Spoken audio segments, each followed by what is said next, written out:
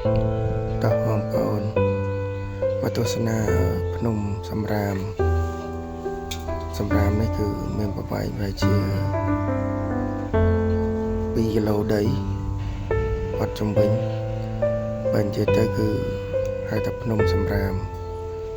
ចូលដែរយើងមើលទៅជីវិតអ្នកខ្លះក៏ល្អជីវិតអ្នកខ្លះក៏មិនល្អចឹងយើងមើលសម្រាប់បងប្អូនយើងអ្នកដែលមករើសសំរាមនេះគឺប្រកបរបរណាគឺមិនស្រួលទេចឹងជីវិតវាមានឡើងមានចុះមានស្រួលមានពិបាកចឹងបងប្អូនយើងត្រូវនាំគ្នាតស៊ូណាយើងមើល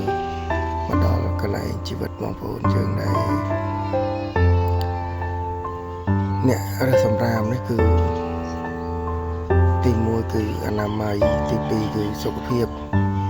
គឺមើលទៅអាណិតពួកគាត់មែនតើទាំងងំបាន100 200គឺមិនងាយស្រួលទេដូច្នេះចូលអត់ធ្មត់នៅក្នុងកលៈទេសៈនេះទាំងអស់គ្នា